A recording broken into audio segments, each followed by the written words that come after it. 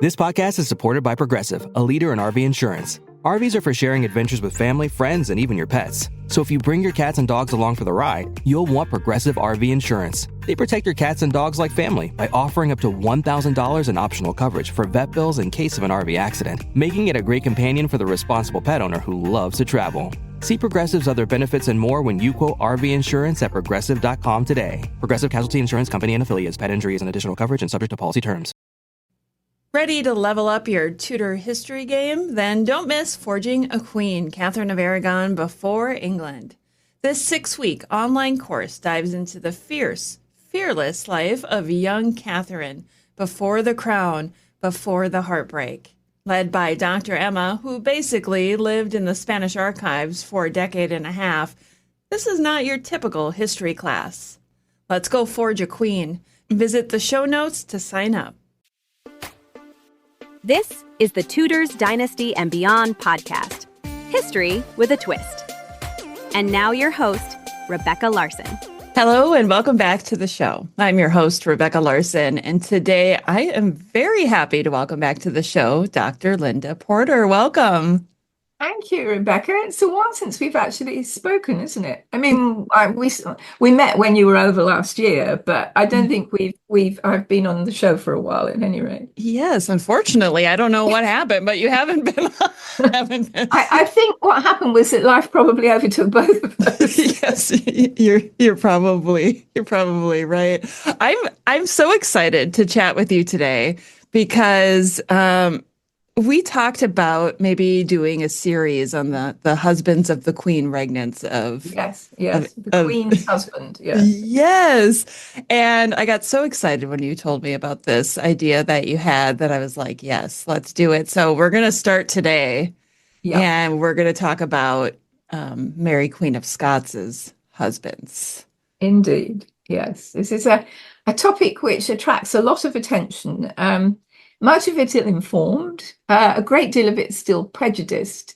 And I'm glad to have the opportunity, not just to talk about these men, but also, in the context of Mary's life and reign, because I think one of the things that still bothers me, and as we were saying before we actually came on air, this kind of thing crops up in the press quite often. There is this still sort of not just comments about a rivalry between the two queens, but it's become almost a dismissal of Mary as a person. And the husbands are often given as an excuse for this. And I think it's time that many historians grew up. I think it's a shame that female historians still go for the, oh, well, she was a silly ninny, and look how wonderful Elizabeth I was in comparison. And there are any number of answers that you can have to that. But actually, I'm not sure that history, or those who are interested in it, are really served by having these sort of centuries-old rivalries. And it seems to me ill-informed and unseemly that some female historians still take this kind of adversarial view. I suppose there are people who would say, oh, well, it makes it more interesting, but it doesn't really, because it doesn't add anything. In fact, it subtracts from knowledge, really. And many of these comments that are made about Mary and her marriages are by people who really should have a better understanding of Scottish politics in the mid 16th century period. And there are any number of Scottish historians who don't necessarily think that who will, in other words, make a fairly balanced judgment on Mary, I think, but will explain the context much more coherently and perhaps with more nuance than is often given. And I mean, to dismiss a woman and her reign and her life on the basis of the fact that she had appalling taste in husbands is profoundly anti-feminist when you think about it. And as I said, it doesn't add to the sum of our knowledge. So I've never fully understood why historians take this stance, but they do, as you know, because it's one of the great things that sort of underpins historiography of any period. And I I'm very interested in the people that I write about. But I honestly can't get that worked up about any of them. They lived a long time ago, and their lives are interesting. They may appear to be similar to ours in some ways, but in many, many respects, as you well know, they are not. They lived in fundamentally different times. And I've never fully understood why people get so incredibly invested in figures from the past. And that includes Richard III, but let's not go there at the moment. But I think it is a shame that you can't have more balanced views of someone like Mary, Queen of Scots, based on the latest sort of historical research and thinking, because there's a lot that goes on. And in fact, her letters that have recently been decrypted. And I gave a talk up in Scotland in May with Jade Scott, who's written a book about the captive queen, and that was really great. And yet, you read in the papers, we don't really know anything about the latter part of Mary's life or why she became involved in these conspiracies about Elizabeth. But this is simply not true. And recently, we've had huge amounts of information about it. But anyhow, rant over. Let's talk about some of the husbands. And why not start with Francis II? Because it seems to me that poor little Francis, and again, now I'm guilty of this prevailing picture of some sort of weedy little chap who perhaps conveniently died at the age of 16. I actually did a bit of research on this morning, and there are no biographies of him at all in English. And the ones in French are not very good. French biography is a curious animal. It's not at all like biography in the English-speaking peoples, and it tells you almost as much about the writer quite often as it does about the subject, and it's nearly always done in the sort of textbook style of different headings. It's not a developing narrative, which I find odd as a way of writing biography, but it is very common in France. And the last book about him in French came out in 2012.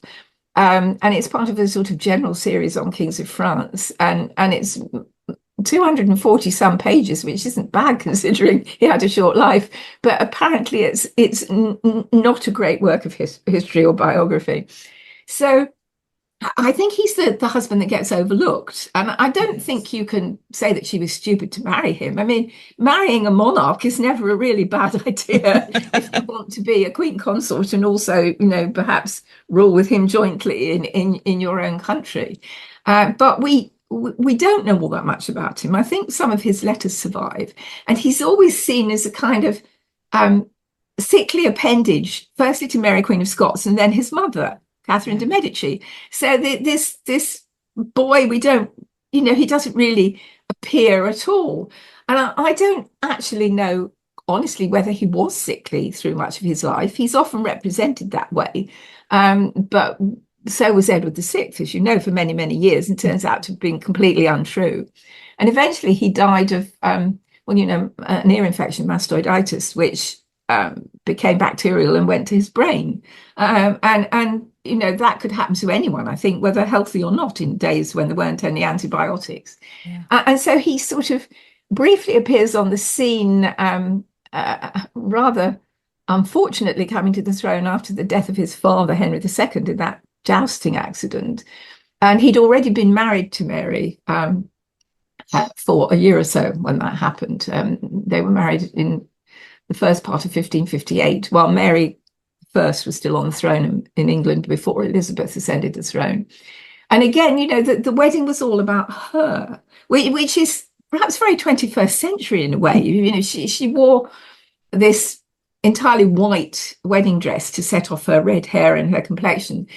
This was very daring, if sort of bordering on being downright unacceptable in France at the time, because it was the colour of mourning. That's why Princess Mary Tudor, who married Louis XII, is known as La Reine Blanche, the White Queen, because of her husband's death after just 3 months of marriage. Well, Mary Queen of Scots was married for a bit longer than that, but we know that they were brought up together and probably educated separately, because a boy being prepped for kingship would not have been educated with his sisters, maybe for languages and things like that, but not for many other things. And of course, Mary had been there since she was just 5 years old. So yes, they knew each other, but and it would appear that there was quite a lot of affection, but I don't think it was, some sort of romantic love match. They were too young, at the time to really know their own minds, and they knew they had been intended for each other, and that's what happened.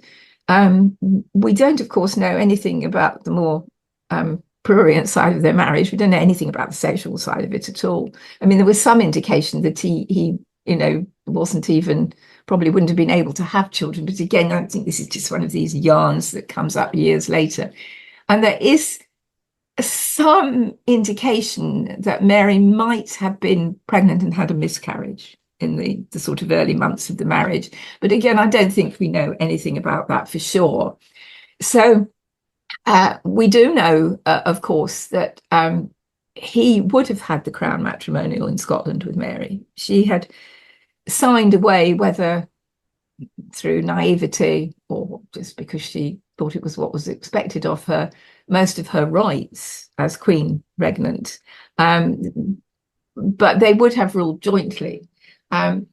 Presumably, she would have stayed in France at the time, and that might have allowed things to develop even more quickly in Scotland than they did, because I cannot imagine the Earl of Murray, really sitting quietly and sending, little letters to his sister telling her that he was being a good boy and all that sort of thing. So I think, what happened with the Lords of the Congregation in 1559 to 60 had already happened. But, if it hadn't, with Mary and Francis on the throne, they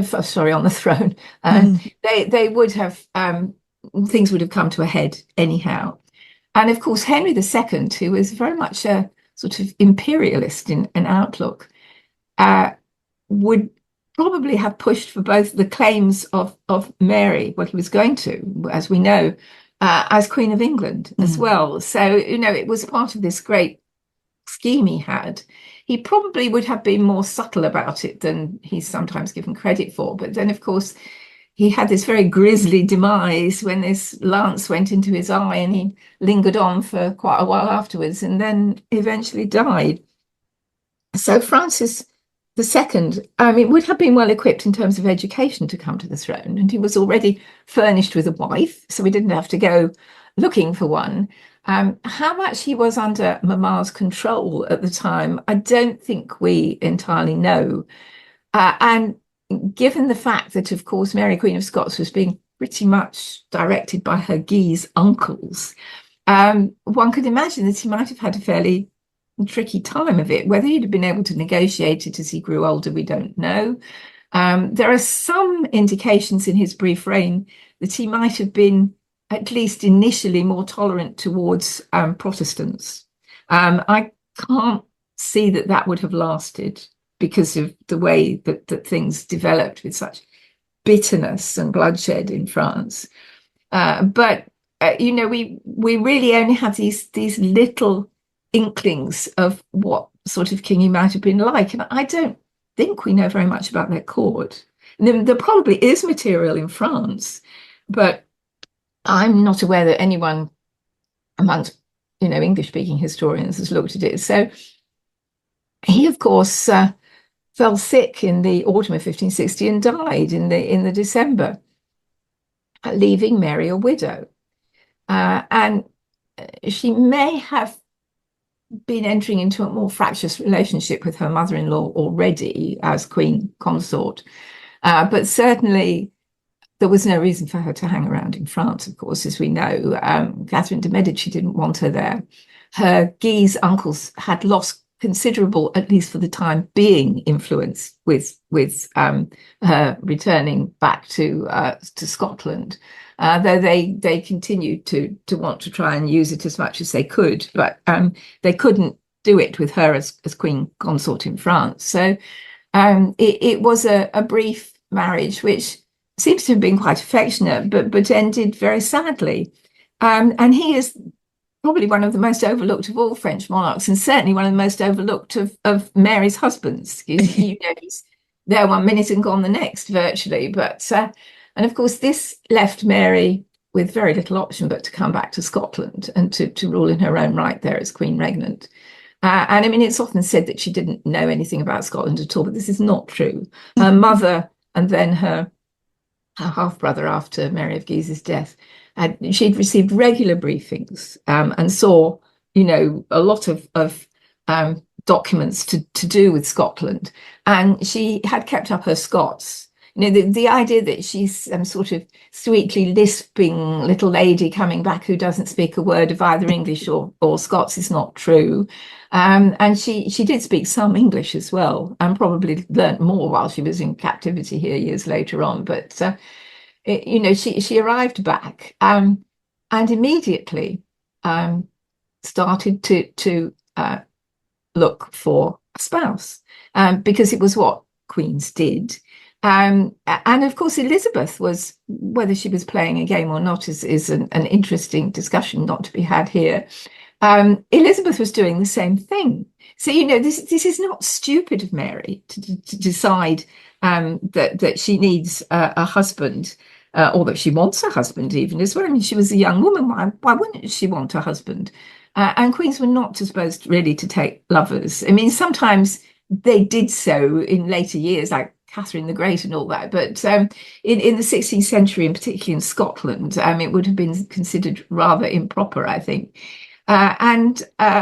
Various names were in the frame for Mary's second husband, some of which are rather astonishing. Don Carlos, the son of Philip II of Spain, was seriously mentally deranged by that time. And yet Mary seems to have, whether for PR or political reasons, seriously considered him as a contender for her hand. I don't think that she would have been too happy had the marriage gone ahead, but of course he conveniently fell down a flight of stairs and he died as well. So it's beginning to look as if marriage to Mary may not be the safest option. And indeed, events were to prove that, not just once more, but twice. And Mary is often criticised for marrying Darnley, Lord Darnley. And of course, they were related because they both shared a great grandmother in Margaret Tudor. And they both had claims to the English throne. Darnley through his mother, Margaret Douglas, and he also had a more distant claim to the Scottish throne through his father. So dynastically, this makes extremely good sense. And I don't think there are any grounds for criticising Mary on those sort of grounds for marrying Darnley. Whether she'd already had an opportunity to get some inkling of what he might be like as a person is an interesting point. Her reaction pretty soon after she married him suggests that she had. But I mean, he was personable. He strengthened her claim to the English throne. He had been brought up in France, like she had. What she perhaps didn't know initially was that he was really a genuinely insecure and unpleasant person. He'd been spoilt rotten by his parents, both of whom were not stupid people, Matthew Stewart and Margaret Douglas. And why they'd had at least, I think, a couple of sons who died before him. And I suppose with the one that survives, and starts to grow into childhood and then adulthood, you do in those days put an awful lot of emotion and emphasis on them.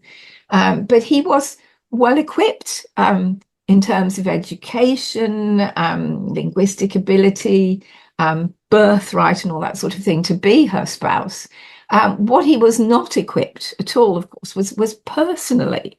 I mean, he had the expectation, as I think his parents probably did, that he would gain the crown matrimonial and that he'd be King Henry alongside her Queen Mary. But Mary wasn't having any of this, as we know. Now, how you can criticise someone therefore for being stupid under those circumstances? I don't know, because clearly it was a very canny decision, and one that her husband's behaviour sort of made a little easier and clearer, perhaps. But of course, it did nothing for the marriage, and it made Darnley more and more resentful. I always thought that if he had been a more mature, you've got to remember he was only 19 when he married Mary. And all right, that certainly doesn't literally make you a teenager by 16th century standards, even if you are still literally in your teens. But he when their son was born in 1566, become James VI and first, had Darnley been a cleverer young man, he could have played a crucial role in his son's upbringing, and therefore a much more influential role in Scottish politics than he, I think, was capable of understanding. But he seems to have been quite resentful of his son, and as far as we know, didn't spend very much time with the child at all. I don't think he even attended his christening. I'm trying to remember that, but I don't think he did.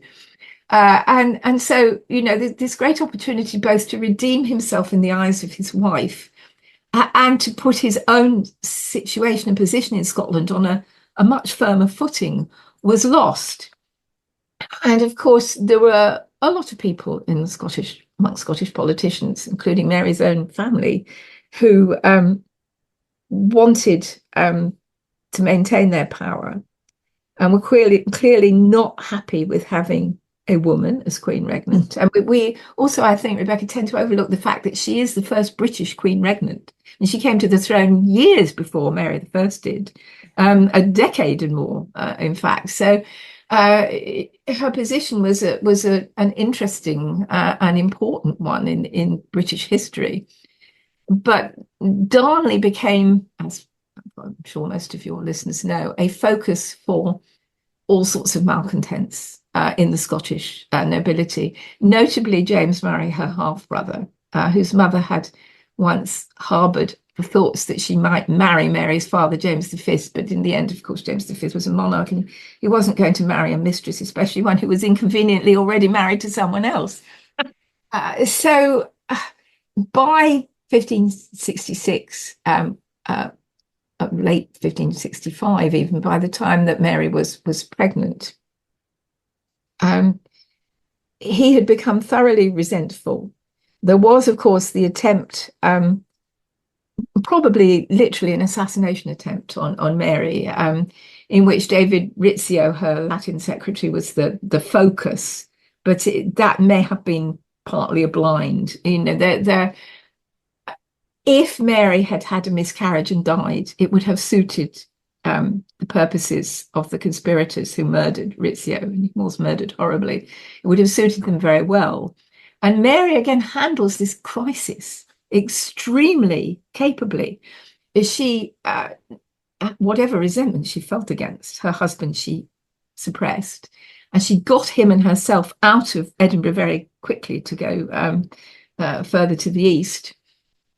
To a castle there, and while events simmered down and took their course, and so again, in this maelstrom that is Scottish politics, Mary was handling the situation pretty well. What happened subsequently is one of the great mysteries, along with the Princess in the Tower. Who was behind Darnley's murder? Because we know he was blown up in 1567, in February of that year, at Kirkerfield, which was a house just outside the centre of Edinburgh. And there had ostensibly been a reconciliation between him and Mary, because she'd sort of pushed him off to Glasgow, which was not a major city in those days. It was quite a small town. And there had been discussions with other leading Scottish politicians in her council about how to get rid of Darnley, and not necessarily by murder, but by divorce or exiling him into Europe. I mean, none of he was. I think after Rizzio's murder, he was doomed. He knew too much about these people who'd used him, and he simply lacked the ability to deal with this fast changing situation. But he also appears to have been suffering from syphilis at the time. He clearly had picked up some kind of sexually transmitted disease in his time in France. And it was fortunate for Mary and indeed James VI and first that they didn't catch this. And I know a lot is often said, oh, Henry VIII had syphilis, but there's absolutely no indication of that. Whereas there are quite strong indications, the use of mercury and all that sort of thing that Henry Stuart Lord Darnley did. But of course, there was this great explosion, which didn't kill him initially, and he escaped from the house only to be strangled, probably by distant members of his own family. Because the Scots were all interrelated, and to be asphyxiated in the grounds. His body didn't have any marks on it other than that of suffocation. So of course, we will never know whether Mary knew about it. I think the majority feeling amongst historians now and amongst Scottish historians is that she was perhaps aware that there were moves against her husband, which could even have been, violent, but that she hadn't actually connived or condoned any of this.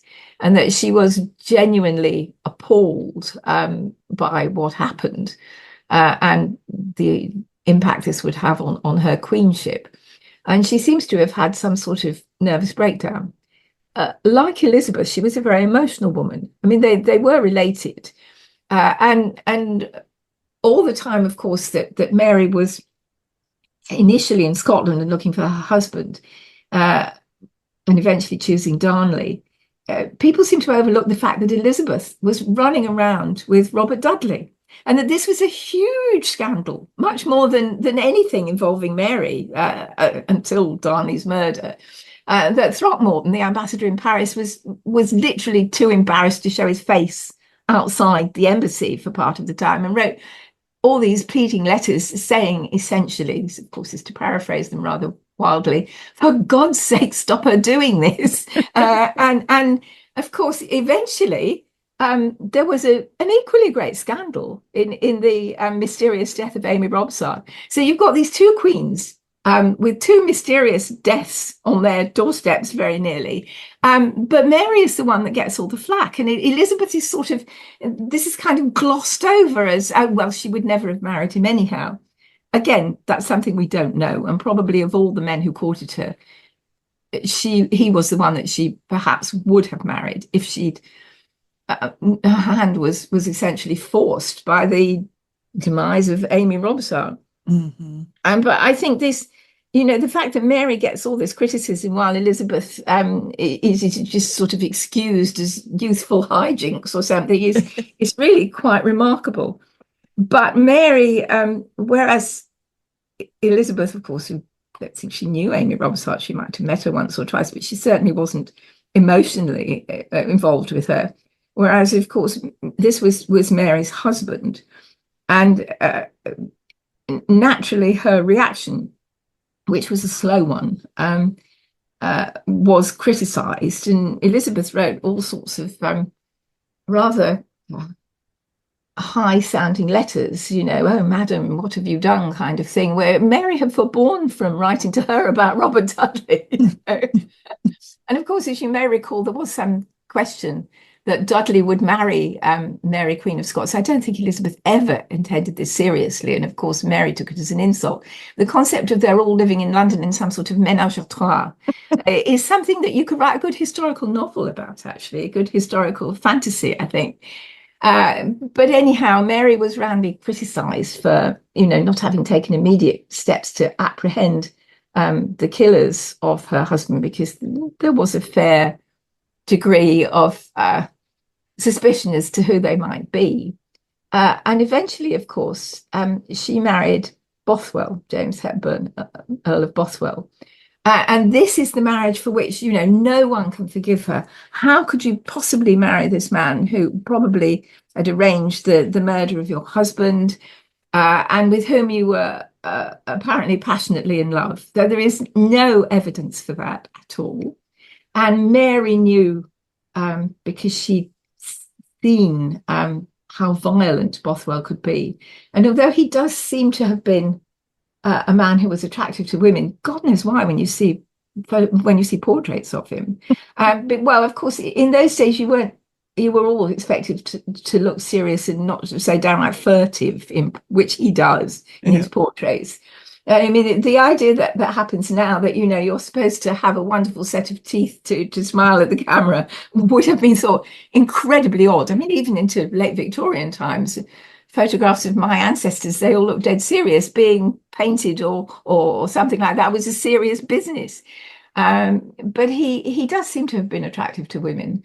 And of course, he hastily arranged for his divorce to his own wife, Jean Gordon.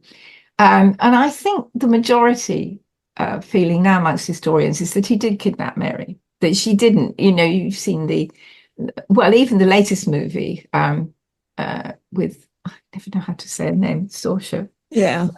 Oh, yeah. I should have learned it, but I haven't. It doesn't suggest that she was madly in love with Bothwell. The old Virginia Redgrave one does, of course. And one or two subsequent TV programs did, but I don't think anyone accepts that now. And of course, he had got this bond in which he got, probably over a meal, various Scottish dignitaries blind drunk and got them to sign things saying, you know, we agree that you should put forward your name to the Queen as her next husband. But of course, these bonds were here one minute and gone the next in Scotland, and people could did change their minds very quickly. And of course, he did go to Mary and propose himself as a husband, and she refused him. And the follow on that, at a time when she does seem to have been genuinely quite unwell, was that he did kidnap her at the Bridge of Almond when she was coming back from Stirling, having visited the little Prince James, and it was the last time she ever saw her son. And he removed her to his own stronghold in farther east in Scotland, and at Dunbar. And essentially, what I think many of us now believe happened was that she perhaps wasn't raped in the sense of being sort of physically flung on a bed and held down, but she was coerced into sex. And she seems to have realized very speedily that she was pregnant. And presumably she missed a period or two or something like that. And you know, it's all very well to say, well, why did she marry him? He was a Protestant. He had been a very loyal servant to the crown. Though a Protestant, he had been a loyal servant of her mother, Mary of Guise. And he was a Scottish patriot as well, in many respects. But if you're a queen regnant, you can't have illegitimate children. You know, you just not on in those days. And I think my own view, and it isn't just mine, it's of quite a lot of other historians, is that she agreed to marry him because she believed she was pregnant and thought she had no choice. And she'd been compromised by being shut up in this castle with him. He removed all of her servants. So, you know, she probably had very little option under the circumstances. Whether she had any affection for him or not, I think is unlikely. I mean, there are some records that suggest she threatened to commit suicide after she'd married him. And of course, she did seem to make the famous statement using the sort of Lowland Scots, you know, it's happened and we must make the best of it. and perhaps she thought he would help her regain her hold on the throne and deal with her brother and other malcontents. But of course, in June 1567, Mary and Bothwell were defeated in battle. He left her on the battlefield, though I think there is some evidence that this had been agreed beforehand. You know, that he didn't just up and desert her, and took himself off to Scandinavia, where, of course, he eventually died in horrible circumstances some years later. And Mary was essentially arrested by her own brother and lords of the council, and you know, taken into Edinburgh under jeering and appalling, statements of being told that she was a whore and all that sort of thing. And eventually she was forced to sign away her throne, to agree to her own abdication, because she seems to have been told, if you don't, we'll kill you. It's not a very nice situation to be in. She was in the early stages of her pregnancy when, of course, she miscarried twins during her exile on Loch Lothian. And I think the Bothwell marriage is perhaps Mary at her most unhappy and her most defenseless. Because when you think about it, she did have loyal servants, of course. I mean, the families of the four Marys, Beaton, Livingstone, Seton, and I've forgotten the other one now. But Seton, Beaton, Livingstone, and someone else. They were all servants of the crown, and Mary did have strong supporters. And she might have regained the throne after she escaped from Loch Lothian, but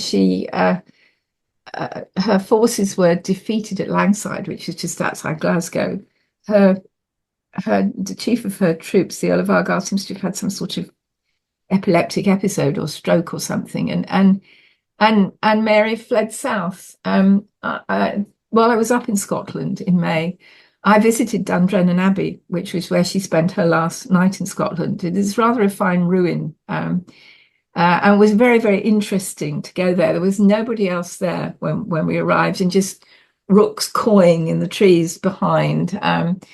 And it's interesting that even by, in 1568, there were still, it was a Cistercian monastery, and they were still functioning in Scotland. They've been closed down long since in England. That's something else I think is left almost unremarked of what happened to the monasteries in Scotland. You just really don't read anything about it. I'm sure some Scottish historian has probably done a doctorate on it, or should do if they haven't, but it's an interesting question. But of course she did, it was an error of judgment, to understandable because of the fear. I mean, I don't know why queens aren't supposed to show fear, but apparently they're not, particularly if you're Mary, Queen of Scots.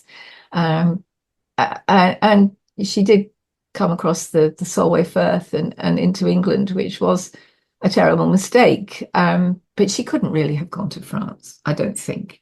Catherine de' Medici didn't want her there.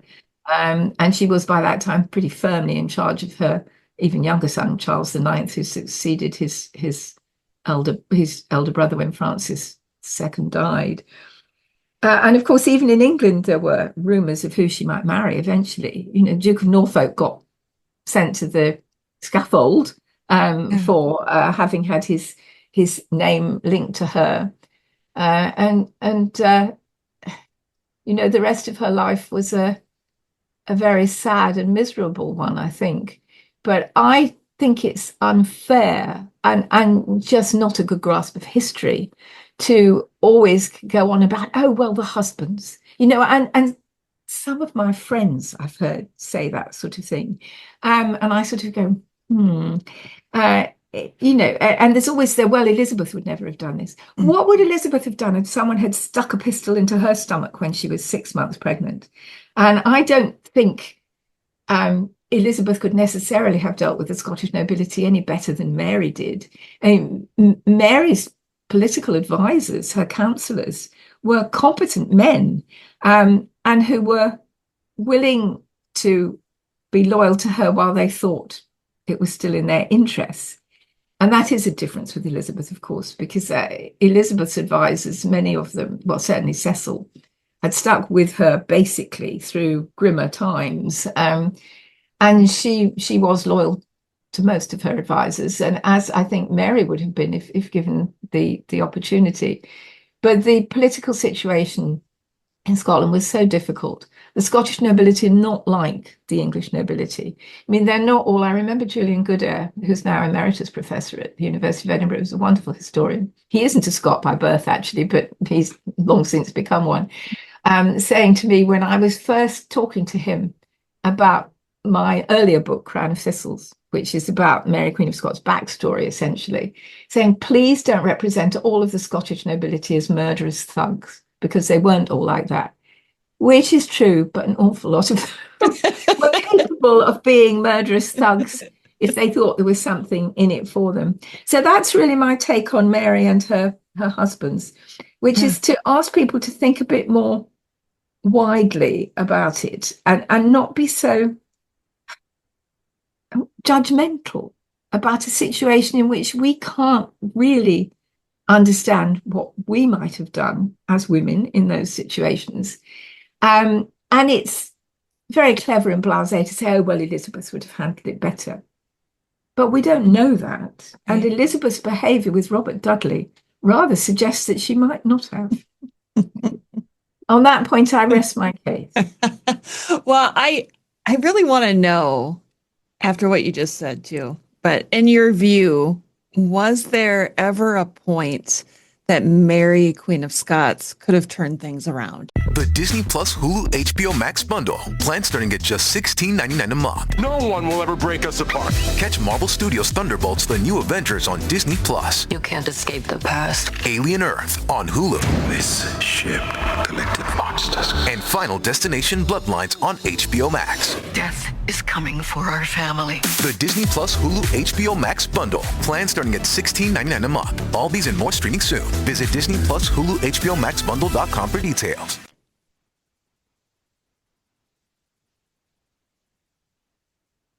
Yes, I think there probably was, had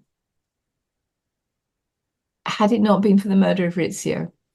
I think if that hadn't happened and she'd retained reasonable control of her counsellors, her brother was always a loose cannon, Murray.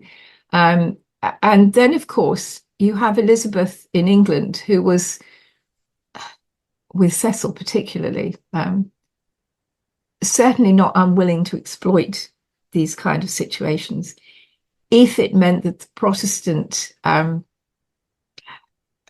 affinity there succeeded, and if it meant that Mary could be contained, because of course Elizabeth never named a successor, and she could have kept Mary perhaps in better check had she ever agreed to name her as a successor. And we know why she didn't. And there are probably very strong reasons for that, because, of course, if you have a successor, you do have someone who can replace you. Mm-hmm. And indeed, that's what happened with Mary and her son. On the other hand, starting her reign, as many people, not necessarily me, think that Elizabeth did, with having no intention of marrying and knowing that you're the last of the line, is a curious way to behave, I think. Yeah. But things started to go very wrong from the murder of Rizzio, because it exposed the extent to which people were willing to go to either put Mary in her place or even, remove her, if not by direct violence, then by indirect violence. But she seems to have been quite popular with the Scottish people. The Stuarts were, unlike the Tudors, who, it's always said that Elizabeth was very sort of much loved by her subjects. And indeed she was, but not many of them got very close to her. She didn't like that kind of thing at all. And of course, Henry VIII would have run screaming germs into the distance. But the Stuarts were a touchy-feely dynasty. Not James III, but his son James IV and James V and Mary, part of being a monarch in Scotland. And remember, you are king or queen of Scots, not Scotland. You're king or queen of the people, not the land. You are obviously of the land, but the title is to put you in sort of direct contact with the population. And they, did travel quite a lot and went out and about, and you could go right up to them, and so they were, Mary does seem to have been loved by many of the Scottish people. She would have been tolerant in religion, I think. In fact, she'd shown signs of it already, and I think it would have continued. Her Catholicism, she wasn't willing to let go, but she was willing to let Protestants worship. But of course, that wasn't good enough for people like Murray and other prominent Protestants. It was, either their way or no way. And therefore you had to go. And yes, I think she was at a disadvantage of being a young woman, apparently very charming. Elizabeth is an interesting woman. I'm not sure she was very charming. I think she probably could be if she wanted to be, but I think Mary was naturally. It just was part of her personality. And it is very sad to see her becoming more and more embittered, physically affected by her long time in England. But Elizabeth didn't know what to do with her. She was an anointed queen. And I mean, what is particularly unpleasant about the end of Mary's life in England is not that Elizabeth eventually signed the death warrant, even though she subsequently claimed that, it had all been a hideous mistake and she didn't know what she was doing. We know from, I think it was Paulet, who was Mary's guardian at the time, that she had actually said, can't you bump her off with poison, so that I'm not implicated in signing her death warrant. I mean, this is not a nice lady, basically. And I wish we had a more rounded view of these people than these sides that historians still take.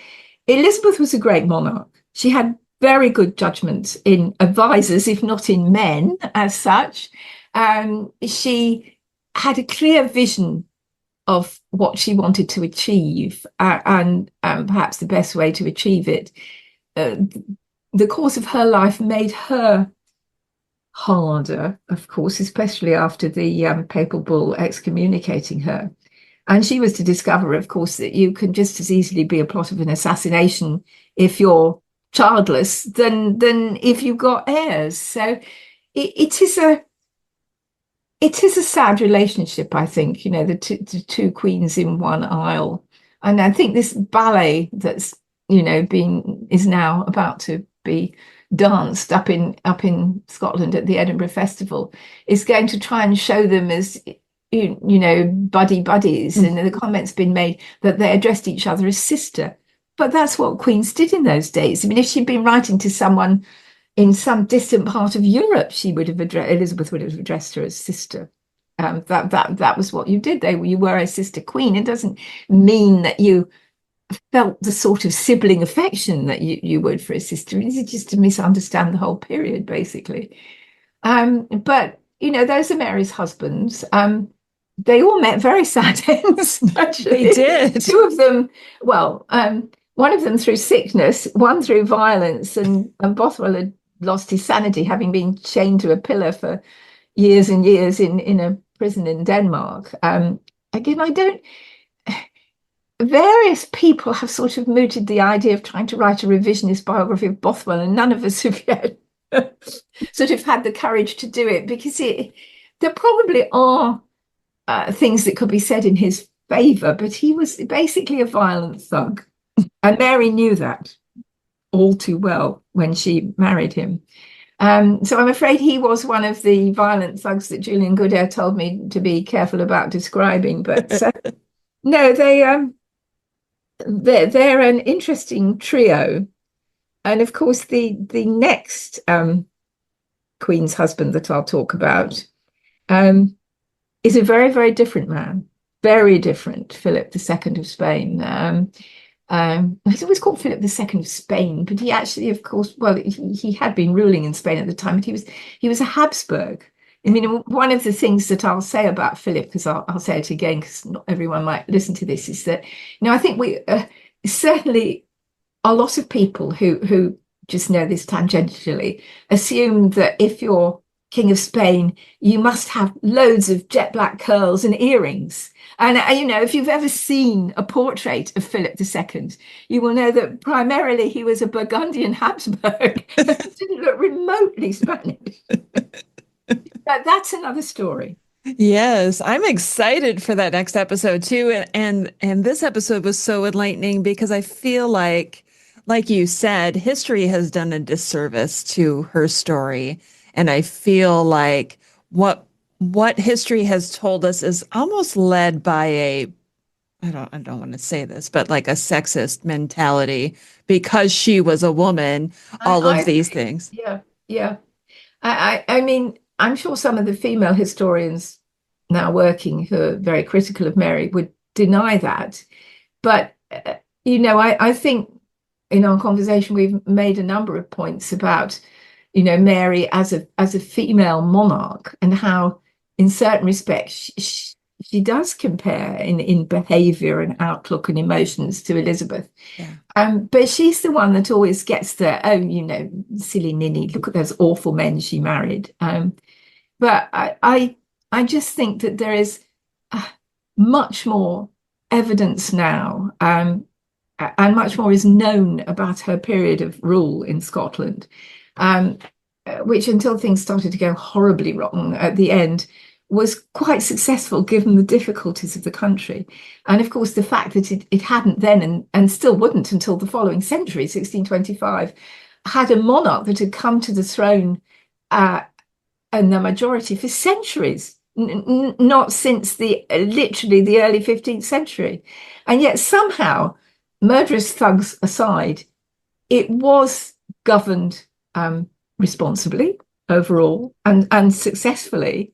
And this, I think, is perhaps the ultimate tribute to the Scottish nobility, even if they were rather personally violent.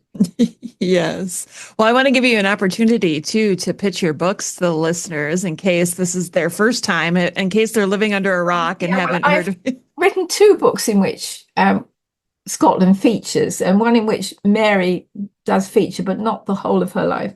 Crown of Thistles, which came out in 2013. As I said, I suppose nowadays we would say it's Mary, Queen of Scots backstory. It's about her father and grandfather and how she came to the throne. And it finishes in 1568 with her fleeing across Solway Firth into England, because by that time it was already huge. And various people have said to me, oh, it's a shame you couldn't continue with her life in England, but it would have been at least another 200 pages, I think, and a hell of a lot of research. And so I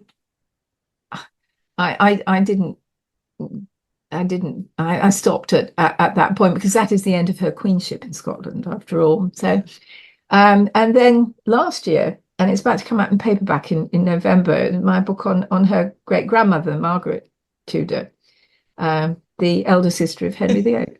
Yes, as I'm pointing at right up above you. Yes, and she's another sort of maligned lady, written off as an oversexed whinger. And again, if you'd had to live her life, my God, you might have occasionally actually been forgiven for it, but it's not true anyhow.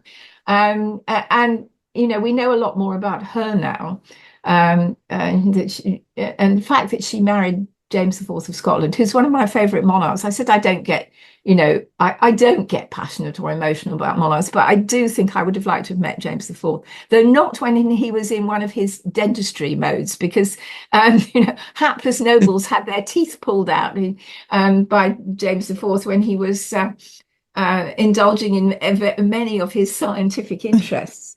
But Margaret married James IV when she was 13, and people go, oh, shock, horror. But, this is what happened to princesses in those days. Her mother-in-law, whom she never knew, the wife of James III of Scotland, had been married at the age of 12 and produced 3 boys by the time she was in her late teens. She was good breeder of male heirs, Margaret of Denmark, and died at the age of 30. And then, of course, Isabella of France, who married Edward II, was married at the age of 12. There is a very simple explanation for this. And I don't want to hear all this rubbish about, oh, they're really children, which I'm afraid comes from a lot of Americans, though it does come from Brits as well, I have to say. But they're not children. At 12, you could considered, when you finished your 12th year, of course, you probably menstruating, so you could become pregnant.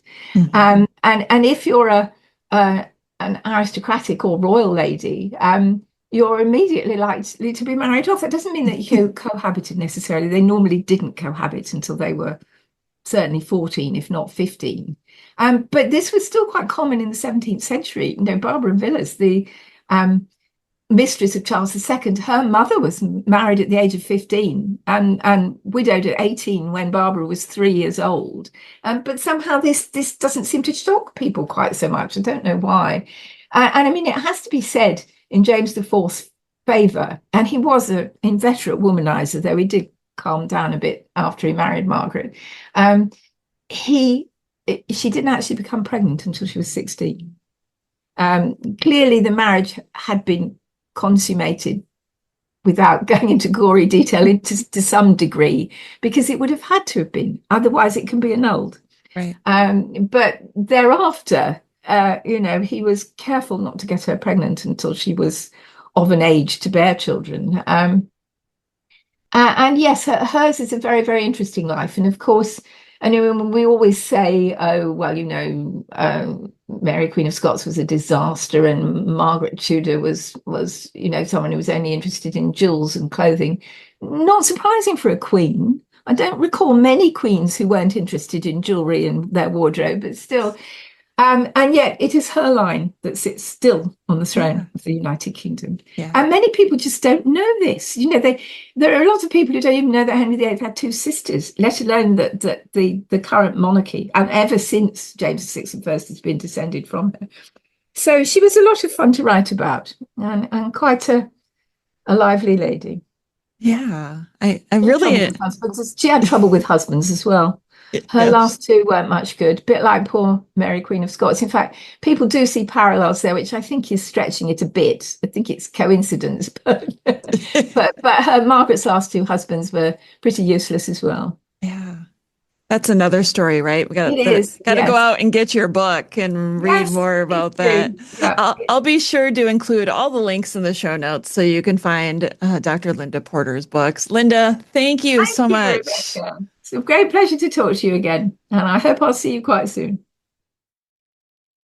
Thanks for listening to Tudors Dynasty and Beyond. If you enjoyed the episode, please take a moment to follow or subscribe wherever you're listening so you never miss a new release. And if you loved it, leave a quick review. It helps more history lovers find the show. Want to support the podcast and get bonus content? Head to patreon.com/tudorsdynasty. You can also find the link in the show notes of this episode. You can also join the conversation with me on social media @Tudors Dynasty. Until next time, thanks for keeping history alive with me.